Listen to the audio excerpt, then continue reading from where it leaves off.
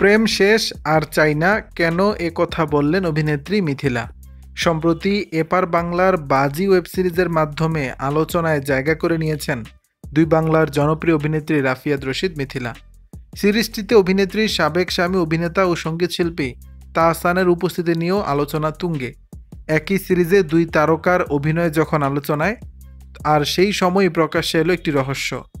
অভিনেত্রী মিথিলা নাকি লাভ স্টোরিতে অরুচি। সম্প্রতি ভারতীয় একটি সংবাদ মাধ্যমকে দেওয়া সাক্ষাৎকারে এমনটাই জানিয়েছেন তিনি।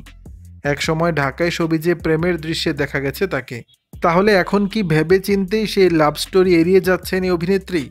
এমন প্রশ্নের জবাবে মিথিলা বলেন, হ্যাঁ হয়ে গেছে, প্রেম শেষ আর চাই না। আর এই কথাটি বলেই হেসে দেন তিনি। এরপরই জানান, প্রেমিকার চরিত্রে অনেক অভিনয় করেছেন। মিথিলা মনে করেন এটা হয়তো তাকে গার্ল নেক্সট ডোর বা পাশের বাড়ির মেয়ের মতো দেখতে বলে। তবে এখন আর এসব চরিত্র টানে না তাকে। এজন্যই গতানুগতিক প্রেমের গল্প এড়িয়ে যাচ্ছেন এই অভিনেত্রী। তিনি বলেন, প্রেমের গল্পে অভিনয় করতে চাই, তবে তা ইন্টারেস্টিং গল্প হতে হবে। আবার গল্পে আমার চরিত্র ব্যতিক্রম হতে হবে। পাশের বাড়ির মেয়ের বাইরে ভিন্ন কিছু, তবেই করব।